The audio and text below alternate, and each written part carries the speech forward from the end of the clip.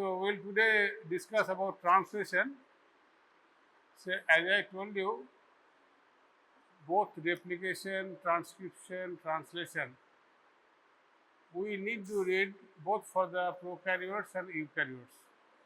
Prokaryotes we need because prokaryotes cause diseases, and we have to understand the mechanism how the prokaryotes cause diseases, and our basic target is to kill the prokaryotes when there is overwhelming infection. Similarly, eukaryotic cells also at times do not remain under control, like cancer or many diseases, where eukaryotic cell needs to be growth of the eukaryotic cells needs to be stopped or controlled, and for that reason we have to understand that. So, basic biomedical importance, I would say, Regina. So, basic biochemistry, biomedical importance, I must say that without genetic code, basically, the protein synthesis cannot be understood, and of course, the diseases. Second, this process must be very much accurate and precise, otherwise proper protein synthesis will not be there. And it's a precisely controlled mechanism, because during your regulation of gene expression, that part will be covered well. And third one is this is a synthetic procedure. So, we have to synthesize proteins. So, it's an energy requiring. Anything you synthesize, energy will be required. So, it's an intensive energy requiring process, because proteins are of varying sizes, ranging from polypeptides to more than polypeptides, multiple units. So, it's, as I told you, it provides the foundation of genetic diseases, diagnosis and treatment, pathophysiology of viral infection particularly, which takes over the host DNA, that is basically translating mechanism or the host DNA performance, and cause diseases. Last one which has been underlined is the thrust area, because many antibacterials work by inhibiting the essential steps of prokaryotic translation, replication, transcription and translation. Today, since we will be discussing, we will be translation. So, we will tell you some of the drugs which will cause stoppage of translation. Of course, if there is a translation inhibition, bacteria or prokaryote will not grow. So, basically, you will understand in your pharmacology, just to give a little bit insight into the picture or clinical orientation, I would say there are two basically main types of antibiotics. One is bacteriostatic, which basically inhibits the growth of the bacteria, and the rest of the infections are taken over by the immune system. So, when the infection is very mild, usually bacteriostatic drugs are chosen. But when the infections are overwhelming, that means the immune system has failed. Therefore, at that stage, bacteria or prokaryotes needs to be killed. So, for that, bactericidal drugs are given. So, these you will choose during your clinical years. So, basic mechanism of antibiotic is that either it will stop replication or transcription or translation. Since today we will be discussing about translation, we will consider about the drugs which will be interfering the translation mechanism. So, prokaryotic ribosome is essentially 70S ribosome. So, 70S, that means that this S unit is basically called Septberg unit. As I told you earlier, this indicates sedimentation rate, and this is a measure of time at the rate of 10 to the power minus 13 seconds, that is femtoseconds. So, the rate at which these particles are sedimented. Accordingly, they are named as 70S, 30S or 50S. Now, ideally, if you see that 50S and 30S, they will make up 80S. But when they are combined, the volume or the size becomes larger and it makes a 70S. And larger molecules are sedimented at a faster rate than the smaller molecules. So that's why when we dissociate the two units, that is 30 units and 70 units, they sediment at different sedimentation points. So as you can see, this 30th unit, these aminoglycosides and tetracycline act, but other drugs like macrolides, chloramphenicol, lincosamide, oxygenidine, or streptogramins, which we will be using clinically, act on the 50S ribosome. So that they will not allow basically, and I will discuss you in detail where it stops, in which step, because this you have to remember, and this might come as a short note, this might come as an MCQ also. Because throughout your life you have to remember this thing, the mechanism. Of course, other factor is that some drugs are already there.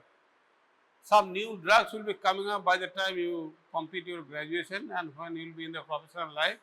Some of you might be a little bit adventurous or research minded, they can design drugs also. Because those factors, if you know the biochemistry properly, you will understand better pharmacology and the mechanism of action. With this very brief introduction, let me go into the topic translation. Translation basically is a process of converting a genetic code which is basically there in the mRNA to convert that nucleotide sequence into an amino acid sequence. Nothing more than that. It is basically decoding the nucleotide sequence into an amino acid, and the nucleotides is a polymer basically. This information which is stored on the RNA is basically polymer of nucleotides, and as per that sequence, the proteins will be synthesized.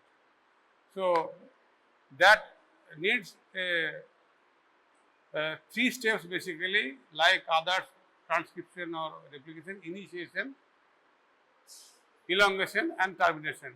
So, there are some enzymes which are there and some factors for initiation factors, elongation factors and termination or release factors. So, new things what we will be knowing today, two enzymes basically, three enzymes you will be knowing. One will be amino acyl tRNA synthetase, that is one new enzyme. One term you will know, that is called ternary complex, means there are three combinations. Third one is tRNA peptidyl transferase, which will form peptide bond, because amino acids will be placed, but they needs to be joined. So, peptidyl transferase, and at the end of the amino acid chain or polypeptide chain synthesis completion, that needs to be released from the ribosome to function properly, and the ribosomes will also be dissociated to perform its own function.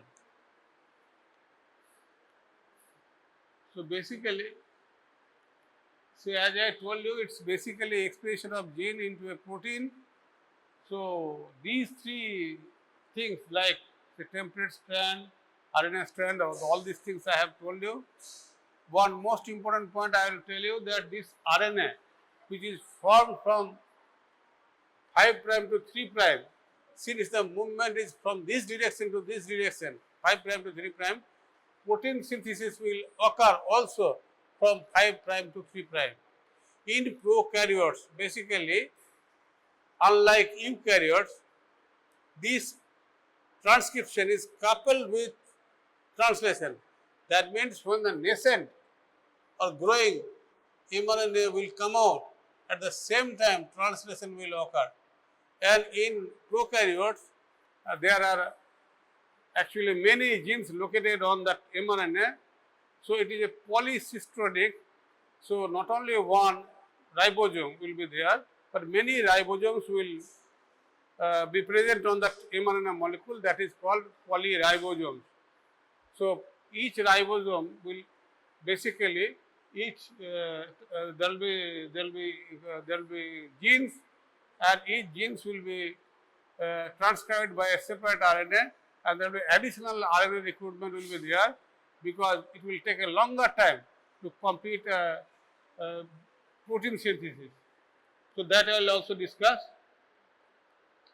So what is translation? Simply just name this part, the process by which an mRNA codes for a particular protein is called translation. As I told you, it occurs from 5' end to 3' end. So at the 5' end, you will get a amino terminal, and at the right hand, that is on the extremely last amino acid, it will be basically the carboxy terminal. So the entire process from DNA to RNA to protein is called gene regulation, and it involves 3 basic steps, that is initiation, elongation and termination. But of course, there is a pre-initiation phase, just like your yesterday's performance. It was basically not a performance of last 5 days preparation, and there is a long period from your nursery or maybe from your primary school. You have nurtured that talent, and that talent basically expressed in 5 days preparation. That is what is initiation. But there is a long period of pre-initiation. So that happens at every step. So relevant issues, there are several points you must know, that mRNA doesn't have any affinity for any molecule. So mRNA is having a coding sequence, nothing more than that. Second, so mRNA, basically an adapter molecule will be required to place an amino acid, and that adapter function is done by the tRNA. So specific nucleotide sequence on the mRNA, and the corresponding amino acid will be brought by a specific tRNA. So there are at least 20 specific tRNA are there, and 20 specific amino acyl tRNA synthesis are there. Of course, there will be more than one tRNA. Second, direction of the cell by the cell for protein synthesis, because protein synthesis will not be required for every time. As I told you in one big earlier also class, suppose you have taken food, and now we want, because adequate energy is there, so glycogen synthesis will be there, lipogenesis will be there. So all the synthetic mechanisms, synthetic enzymes will be basically produced, and all the enzymes are protein in nature. Similarly, when we are in a fasting condition, then the reverse procedure will occur. So the breakdown enzymes will be basically produced. The cell will govern this part, that at what point of time which protein is to be synthesized. Of course, there is a turnover of proteins also, for turnover of enzymes also. So when the enzyme levels or protein levels are less, the cells will direct accordingly. The functional groups which are basically involved in the peptide bond synthesis never comes in contact with the mRNA molecule. They are somewhat above the RNA template. So it's a short note. RNA is basically a nucleotide, but RNA can act as an enzyme. You write down only 3 relevant points. See, when RNA acts as an enzyme, it is called a ribosome. And during transcription, as I told you, essential RNAs form spliceosome, and this activity of the spliceosome is to have an endonuclease activity, riboendonuclease activity, because they cut the internal bonds and then they join together, that is splicing action. So this is basically a enzymatic activity. Second one, today's discussion, you will be knowing 2 enzymes. One is peptidyl transferase, and that is a part of 23S rRNA, which is present in the 30th subunit, and that performs the peptidyl transferase, which forms the peptide bond. At the end of the synthesis, the polypeptide chain needs to be hydrolyzed.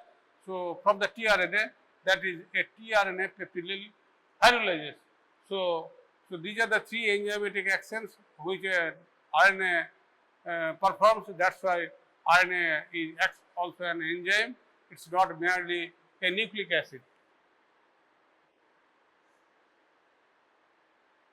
So, a brief recall about what tRNA is. It's a clover-leaf structure. You are already aware of it. There are 4 arms. Just a very brief recapitulation. One is an anticodon arm, which basically recognizes the codon sequence in the mRNA, and this is 3' end is basically amino acid arm that basically acceptor arm, which is called, there is a hydroxyl group or the CCA, that means adenine. See, this 3' hydroxyl group makes a nucleophilic attack on the amino acid and forms an ester bond. So, this is COH group and OH group. So, this one H2O molecule is removed and an ester bond is formed. So, that is the structure. At one point of time, this is basically recognizing the mRNA sequence. At the 3' end, an amino acid is being connected, and this DHU arm recognizes that enzyme which will basically perform. So, that is the basic, this is why I have told you these things, because this protein synthesis requires all these RNAs. One is rRNA, which is present in the ribosome, and the mRNA is mandatory because that is maintaining the sequence, and tRNAs are required as an adapter molecule. It carries the amino acid to the site of mRNA. So,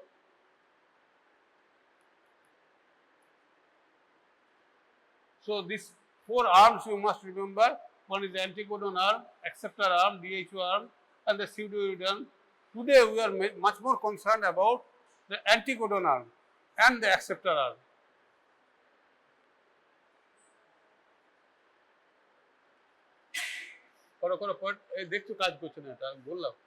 So, this is a normal base pairing I am telling you. So, in RNA, this translation, there is no proofreading mechanism. So, that proofreading mechanism is done by conformational changes of the RNA subunits, as I will explain.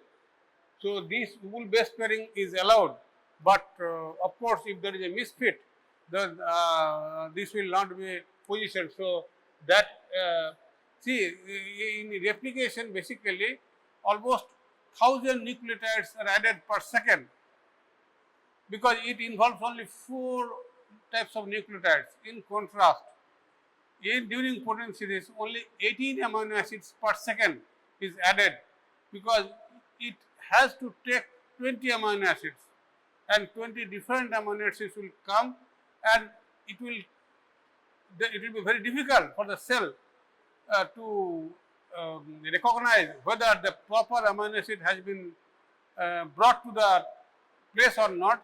So, it is a time consuming procedure. That is why 18 nucleotides are added, and that is the reason why multiple ribosomes are present on the mRNA molecule to make a protein synthesis as fast as possible, of course excluding the fast mRNA fast ribosomal unit, which basically binds the initiating amino acid. So, you note down this part very clearly. The prokaryotic ribosome basically contains a 70S ribosome, and this is a 20 nanometer diameter, 65% of which is rRNA, and rRNA is basically binding, positioning the mRNA on the ribosome, so that it can basically bring the tRNA and it can position it. And 35% of protein. Each ribosome is composed of ribonucleic acid and protein. So, they are present in varying proportion, and in many ribosomes, many different ribonucleic acids and proteins are present. By and large, 50S ribosome of prokaryote contains 23S ribosome and 23S rRNA and 5S rRNA, and approximately 34 proteins. But in contrast, 30S RNA is having a 16S rRNA and about 21 proteins. Remember, 23S rRNA is having two important activities. As I told you, RNA as an enzyme this peptidyl transferase, which is involved in the peptide bond formation, is present in the 23S rRNA and also the tRNA peptidyl hydrolysis. And sRNA, the 16S RNA, basically what it does, it positions the mRNA onto the ribosome so that exactly the first amino acid, it basically scans the ribosome to identify that consensus sequence, that unique sequence that is called sign Dallargo sequence, which is basically a little bit ahead of the start codon. So that is bound to the 16S rRNA. So if any drug which inhibits 23S rRNA or 16S rRNA, obviously protein synthesis will not occur, and in a short while you will see example which drug inhibits this one. So translation apparatus basically is ribosome and all other associated molecules. So each ribosome, there is one term called ribosome cycle, means after the ribosome has performed its function, that is a protein synthesis completion, so this RNA which is disassembled, which was assembled, will undergo disassembly, and then there will be either degradation or there will be formation, and each ribosome, this cycle is called basically the ribosome cycle. So first during translation, two units are separated and then two units are joined, that is called assembly, and then translation will occur, then disassembly will occur, again it will make a new cycle, that is called what is ribosome cycle. So ribosome assembly is basically having three parts. One is although it has been shown in as two parts.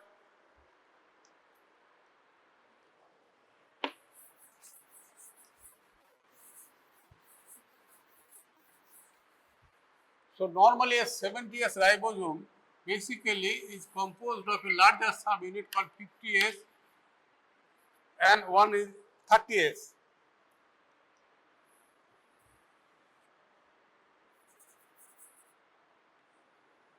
If you look at the picture, you can see the diameter, the vertical diameter is a little bit higher than the horizontal diameter, and this larger molecule will have a 23S rRNA, 5S rRNA, and about 34 proteins.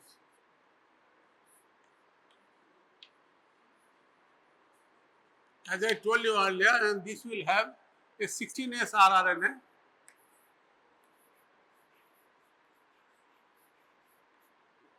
and about 21 proteins.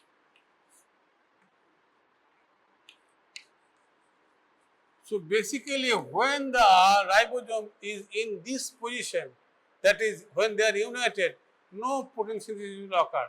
So first step of ribosome synthesis, it will cause dissociation. So after this dissociation, this 16S unit which you are seeing, this I will explain a little bit later. So what I want to say at this point, that this structure, what you are seeing, once this is formed,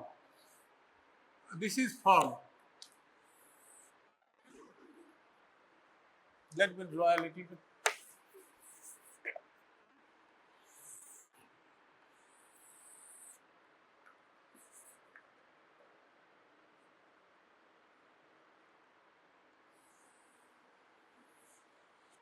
Once this structure is shown, although I have shown two sites only, there will be basically three sites. One is called A site,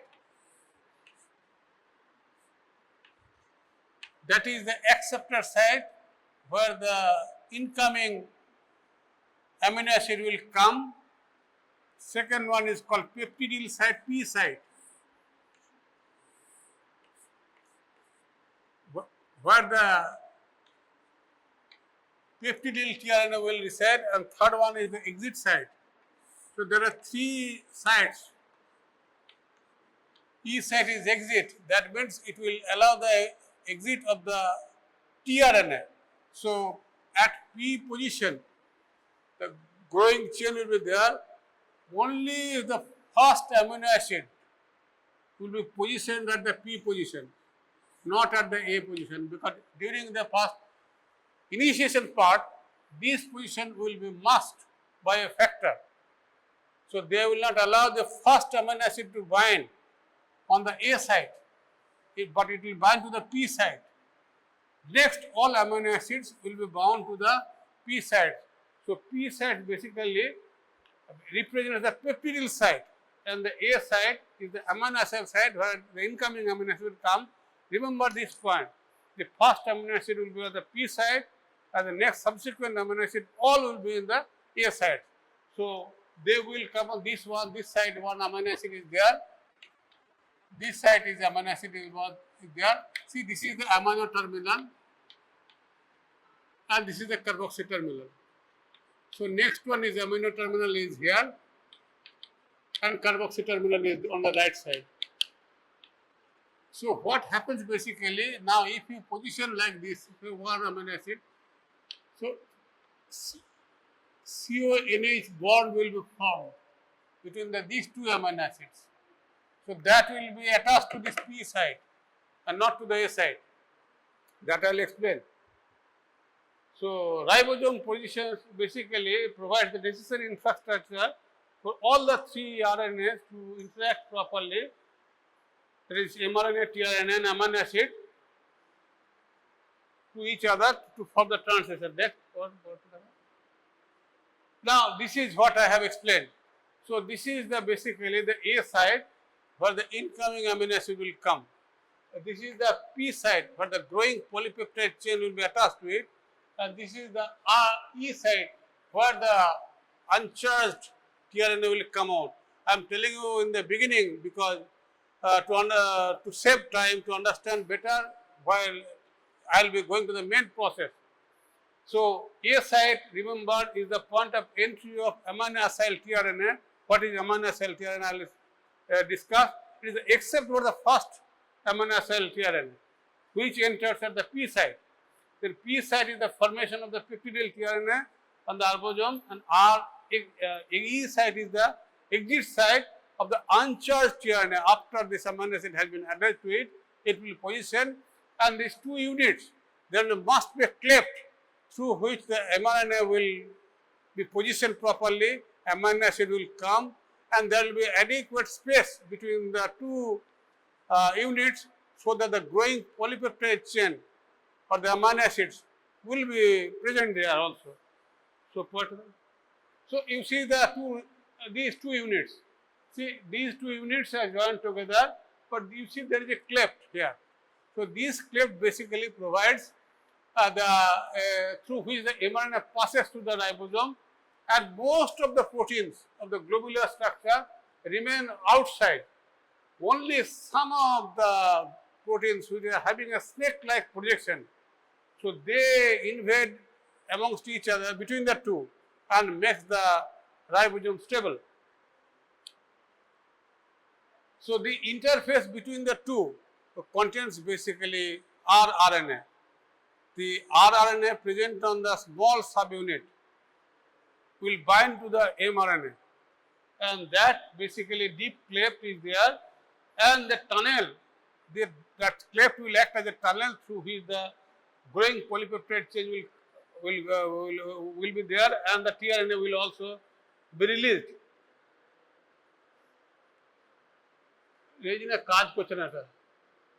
So, translation, now you see this part again I told you, this is the large subunit and the small subunit, they have joined together, mRNA is there, translation is going on. So, this is the A unit which is the growing polypeptide chain, this is the P side, and this is the this exit site through which the amino acid tRNA is going out. But now, essential part of once the amino acid has been formed, as I told you, so there will be peptide bond synthesis. So, one enzyme will be required for forming the peptide bond, that is peptidyl transferase, and that is there in the large subunit. Recycling, as I told you, polysome. What is polysome?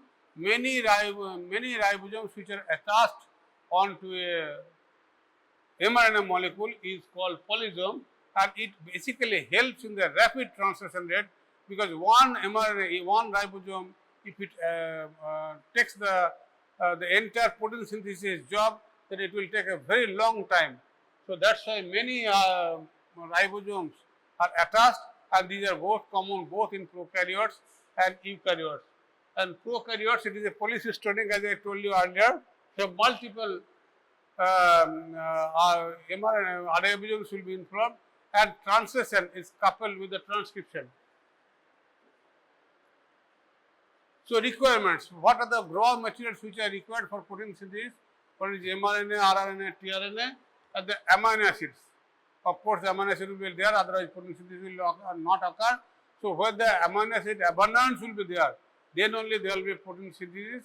But when the bacteria is in a nutrient poor situation, or where there is no nutrient, so ribosomes will adopt a mechanism by which the protein synthetic mechanism will be kept at a halt, and no longer protein synthesis will be there, and there are factors like ribosome modulation factor or ribosomal hibernation factor.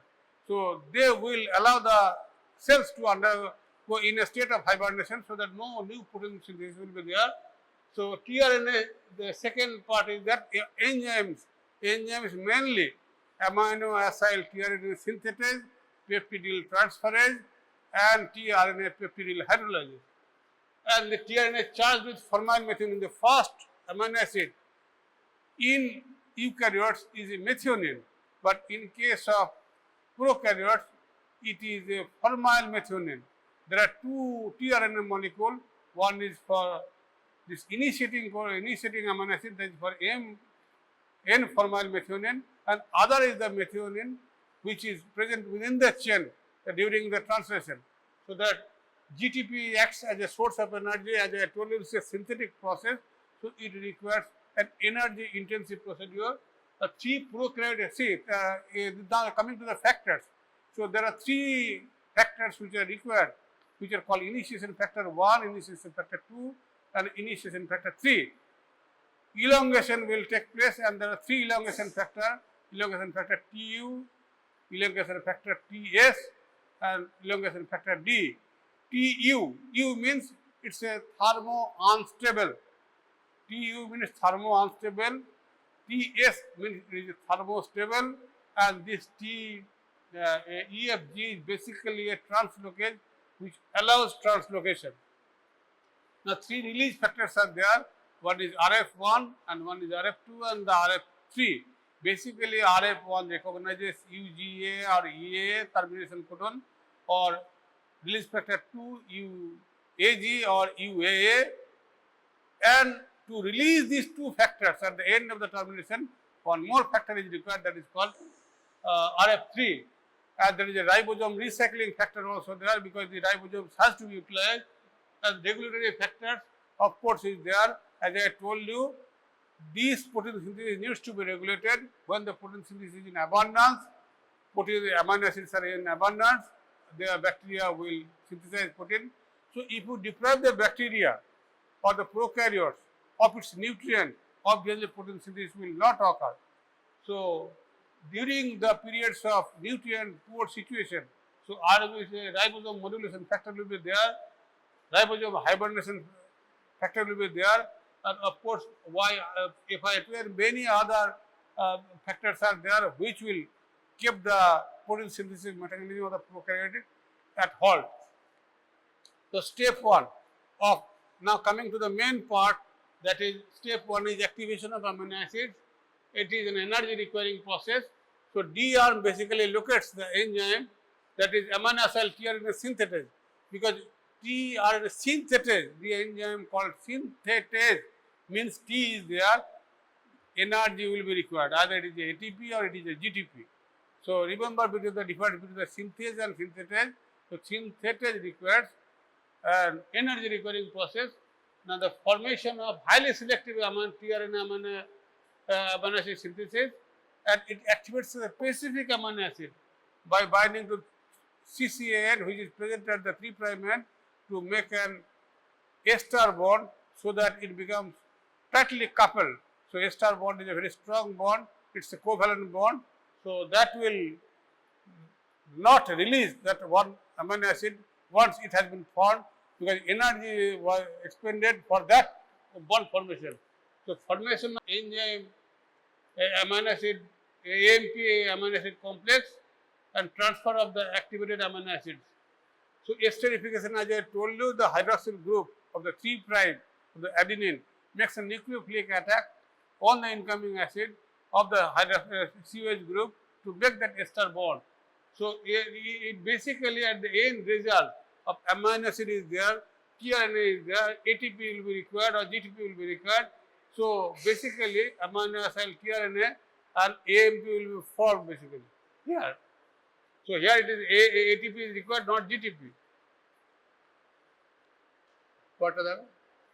So, basically it occurs in 2 stages, not in 1 stage, although I have shown it.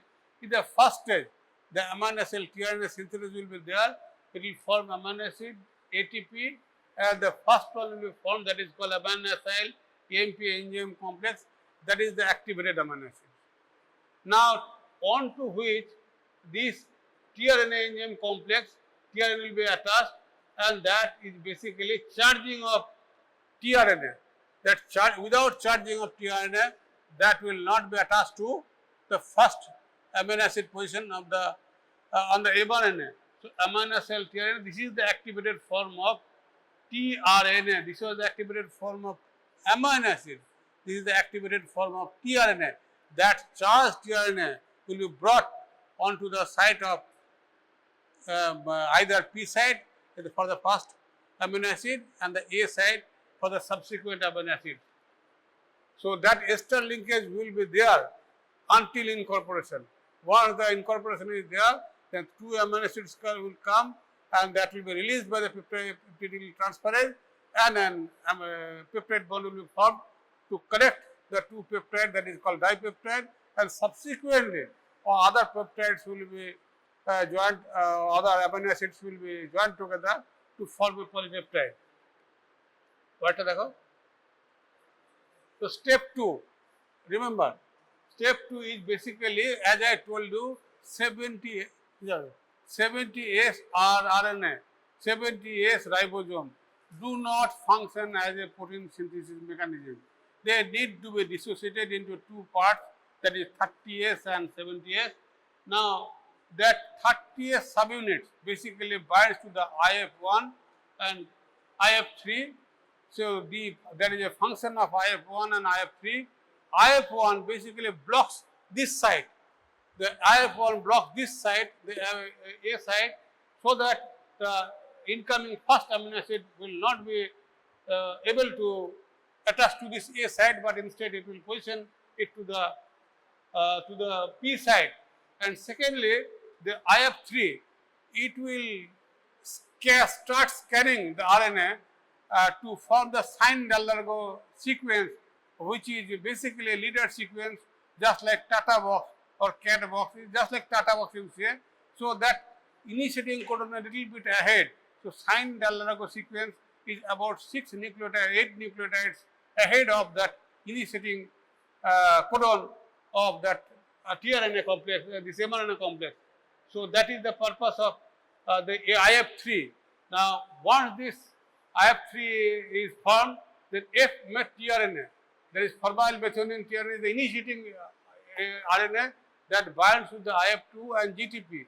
Since 3 molecules are there, F met RNA, this IF2 and GTP, this is called ternary. That means 3 units are there. There is nothing more than the ternary has nothing to do, but there are 3 units which are attached to it, and then there is formation of 30S initiation complex, that is basically 30S rRNA, mRNA and the ternary complex. That means that IF2, IF1 and IF3, all 3 things are joined together, and once this is done, the 50S subunit will also join to form that 70S rRNA.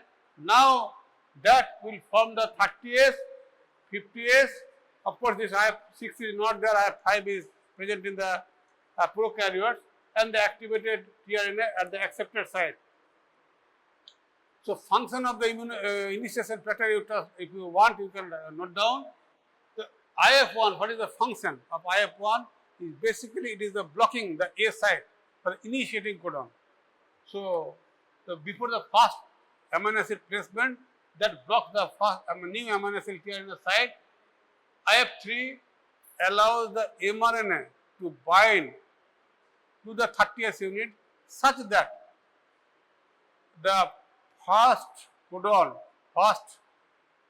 this mRNA initiating codon position itself so that the new incoming position, basically the new amino acid gets a first position at the A site. So, this site is blocked, this site has been positioned by this IF3 into this site of rRNA, and IF2 is having a GTP activity with binding of 50S and 30S unit will make the 50S unit and carrying the amino acid tRNA onto the P site, this site, they will bring it, the first amino acid, and the GTP activity is there.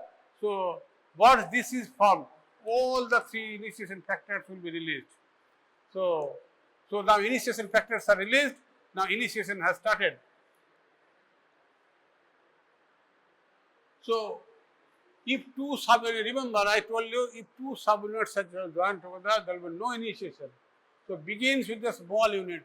That small unit, this needs to be dissociated.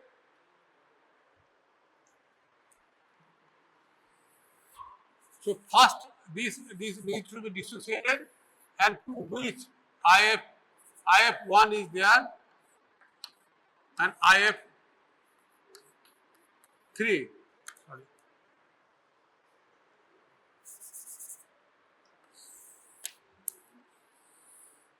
Small unit, small subunit is 30S.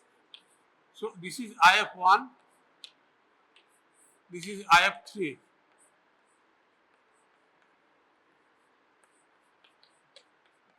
This blocks this site, and this IF3 position it, this ribosome to the P site.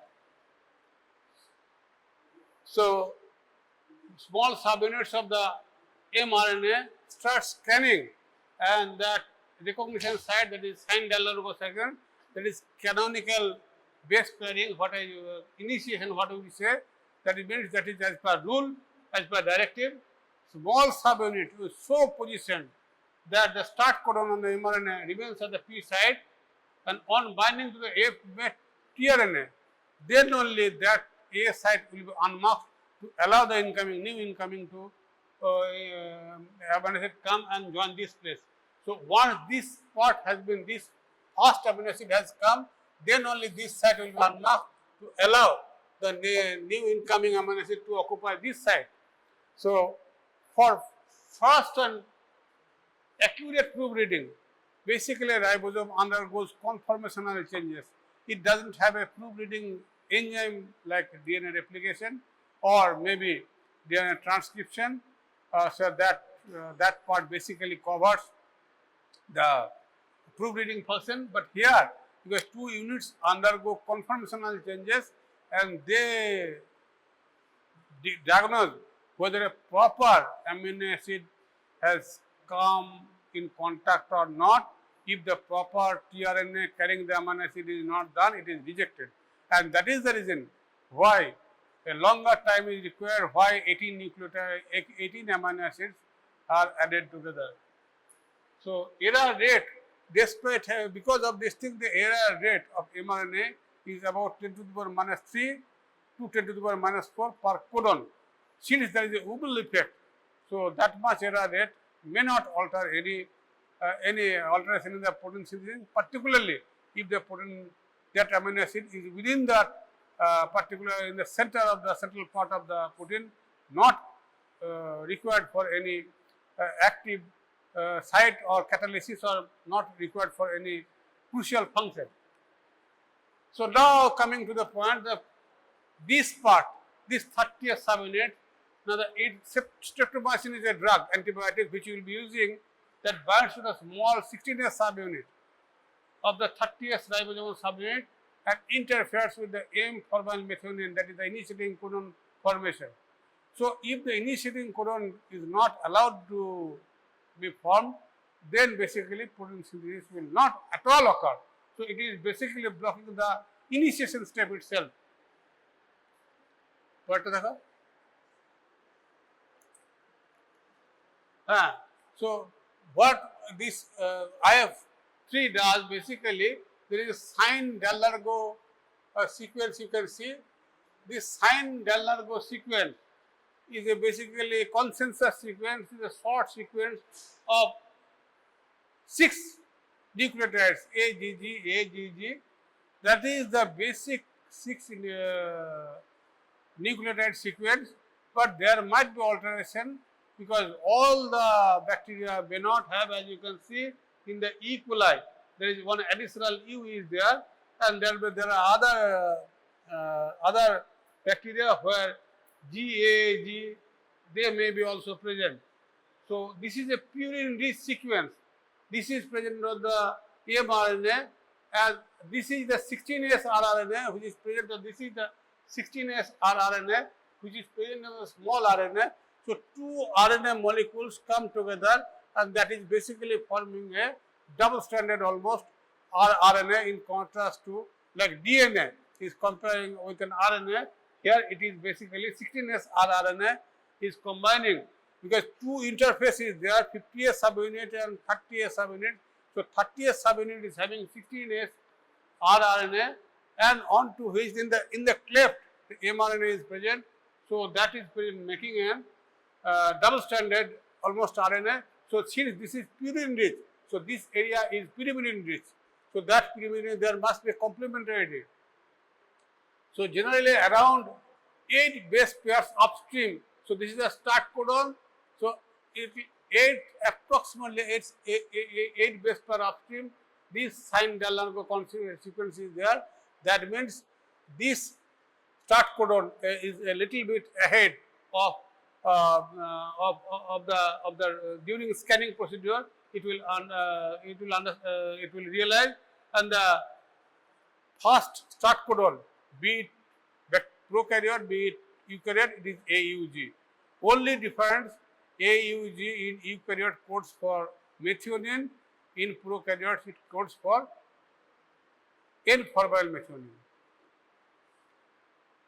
This sequence helps to recruit the mRNA to initiate protein synthesis, aligning the ribosome onto the codon. So, recognition step, the initiating codon in the prokaryotes, the N-formyl methionine I told you earlier. So, initiating codon identified, the ribosome marker, this is a sine del largo sequence.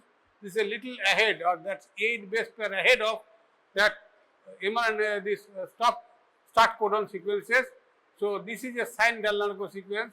You can see start codon is there, then the protein coding region is there, and the stop codon is there. But so, pre-initiation complex is basically when before the actually joining of the 50th subunits. So, IF1 and IF3 is joining. So, IF2, IF1 basically is positioning the first codon here, so that the incoming codon, which is basically the F met tRNA, which is positioning here, and then IF2 once it attacks.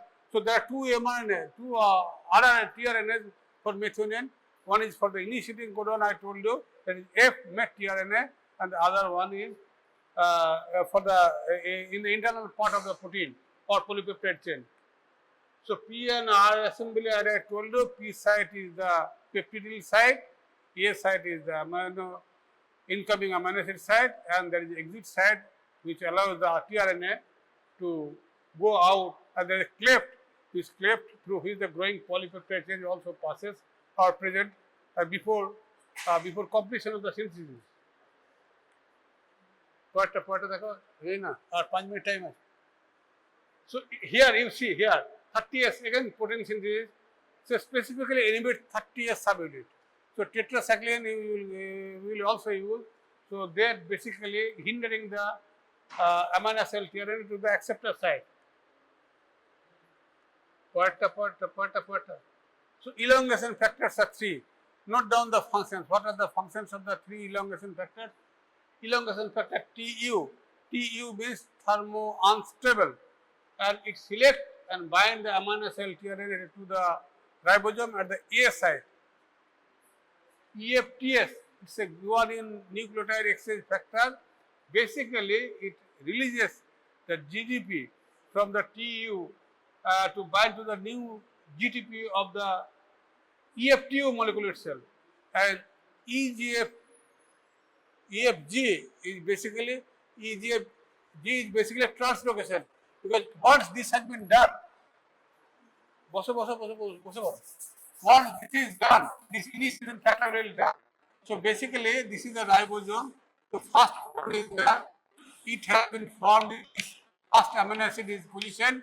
So amino acid will this ribosome will move one codon ahead. That is one codon. That means 3 nucleotides on the right side. That is what is called translocation, and that is done by that EFG. That is historically its name was translocation activity. It basically translocates the tRNA and mRNA onto the 3' side, that is on the right side, by one codon only. Next part. So elongation step, basically you have become restless by this time, I know. So only remember these 3 things, these 3 points I am trying to highlight. One thing, binding of new amino cell tRNA to the A site.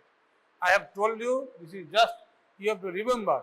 Once this has been formed, then the next step is peptide bond formation. So peptidyl transferase will be there. I have told you in the beginning and I told you also in the middle. So binding of the new amino cell tRNA to the A site and peptide bond formation. And then this translocation, this means once the first amino acid will join, will be there, the dipeptide will be formed, and this amino acid will move one codon ahead to the right side, and that is what is called translocation. And subsequently all the amino acids will be joined together until we reach a stop codon. So this will undergo, this elongation step will continue, and the growing polypeptide chain will look like this. So this is the peptide synthesis. So you see the mRNA strand is there, the growing polypeptide chain is there, anticodones are appearing. So at one stage, basically the stop codon will come, UAA, UGA and UAG. So inhibitor of protein synthesis. Now clindamycin, this drug also you will use, that basically causes steric hindrance of binding, preventing amino acid on the large chain. So it is binding on the 50th ribosome. So this previous 2 was on 30th ribosome, this is on 50th ribosome. This mechanism you have to know, this will be asked during examination. Next, another example is there. So macrolides, azithromycin, many of you erythromycin you have taken for infection. How does it die? Basically it prevents translocation. So either you stop initiation or elongation or translocation, all will basically end up in not allowing protein synthesis. So bacteria will not grow at all. So termination. At one point of time, stop codon will be recognized, and this RF1, that is called release factor. Now the growing polypeptide, the recent polypeptide or the growing polypeptide has undergone completion of synthesis, so that needs to be released, and this RF1 recognizes UAG or UAA, and RF2 recognizes UGA or UAA. Now they will occupy this site. Since there is no tRNA, so they will occupy this site. So at that point, peptidyl hydrolysis will be there. That bond, the tRNA, this growing polypeptide chain needs to be clipped from the tRNA. So that is done by peptidyl tRNA hydrolysis. So that is present on the 50th ribosome, and then this RF1 and RF2 will be there. The mRNA will be there, polypeptide chain will be there, 70th ribosome will be there. So this RF3 basically catalyzes release of RF1 and RF3. So here you see the prokaryotes, chloramphenicol. This drug is not used nowadays, but can be used of course, as a capsule. Earlier it was used extensively for enteric fever, and that was the drug of choice. And now chloramphenicol eye drops are also given. So it inhibits peptidyl transferase. So it prevents binding of amino acid transferase. Peptidyl transferase means there is no peptide bond formation. What is that? Ribosome recycling. This is the last slide. Ribosome recycling. So after the synthesis has been completed, that post-termination complex, what will remain there? The mRNA with the termination codon at A side, the uncharged RNA at the P side, and intact 70S ribosome. So there, after release of the nascent peptide, this ribosome recycling factor will come and EGF function to release the mRNA and tRNA and dissociates the 70S ribosome into 30S and 50S subunits. And the ribosome cycle, what I have already told you, that it involves ribosome assembly, degradation of the ribosomes or ribosomal proteins, and their recycling. That is what is called one ribosome cycle. So with this, I think next slide is there waiting outside. I must end it up here. Most of you have not heard it. I have seen. Just read it. Otherwise, next class, eukaryotic translation will be there. Until and unless you are fully aware of it, you will not understand eukaryotic translation. This basic part I have covered. This part I will not cover in eukaryotic translation deliberately, just to save time. But I will discuss something else, so that which will be required for your clinical purpose, clinical years, or for your pharmacology. That I will discuss during eukaryotic translation. Okay. Thank you.